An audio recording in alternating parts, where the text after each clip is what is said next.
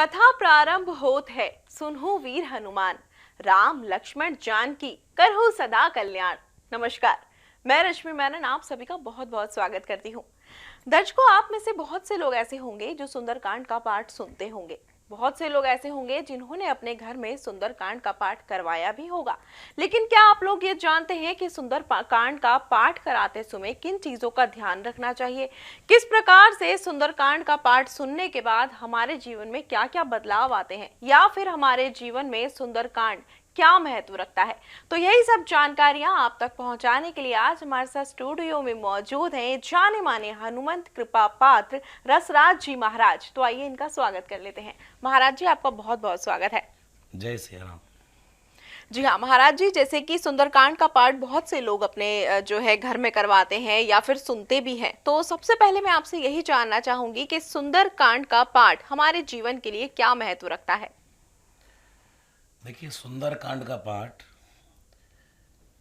इस सुंदरकांड के पाठ में पूरा वर्णन श्री हनुमान जी का किया गया है। जी। गोस्वामी तुलसीदास जी ने 7 कांड लिखे हैं, जिसमें पंचम सोपान सुंदरकांड श्री हनुमान जी के हिस्से में आया है। और कांड शब्द तो वाल्मीकि जी का है, रामचरितमानस में तो गोस्वामी जी ने सोपान उठाया है। लेकिन सुंदरकांड का पाठ करने का महत्व सबसे बड़ा इसलिए ये बनता है क्योंकि और सब कांड में अलग अलग राम जी की महिमा, लक्ष्मण जी की महिमा, माँ जानकी की महिमा है। पूर्ण रूप से प्रवेश जहाँ हनुमान जी का हुआ है वो सुंदरकांड के पाठ में है। और सुंदरे सुंदरी सीता, सुंदरे सुंदरी कथा, सुंदरे सुंदरी वार्ता, सुंदरे किम न सुंदरम। सुंदर सदैव सुंदर है। और हनुमान जी का सुंदरकांड का पाठ जीवन में करने से जीवन और सुंदर बनता है। जी जी बिल्कुल, बहुत महत्व है हनुमान जी जी के। बिल्कुल, आपने एकदम सही कहा। जिस पर भी हनुमान जी की कृपा हो जाती है, सारे संकट, दोष, कष्ट सब नष्ट हो जाते हैं।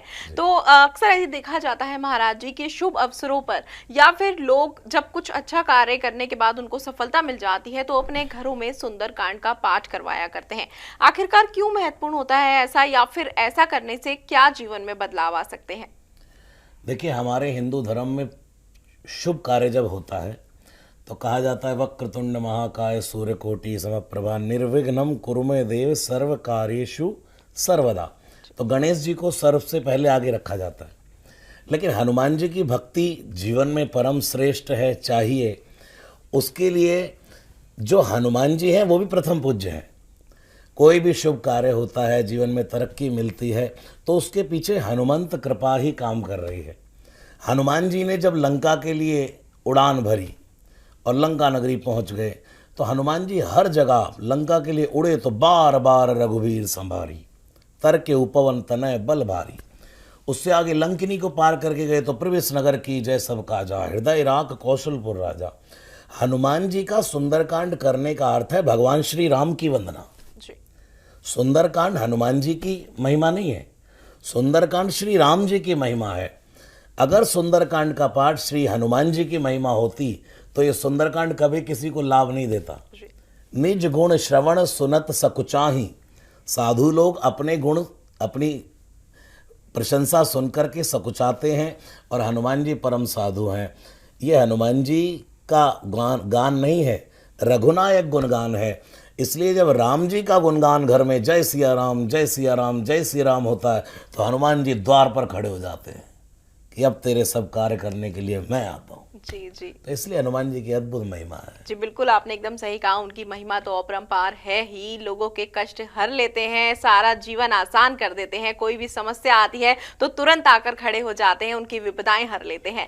महाराज जी, जैसे कि सुंदरकांड के बारे में आप बता रहे हैं, तो सुंदरकांड की ऐसी कौन सी अहम बातें हैं जो हर किसी को अपने जीवन में साधनी चाहिए या हर किसी को पता होनी चाहिए?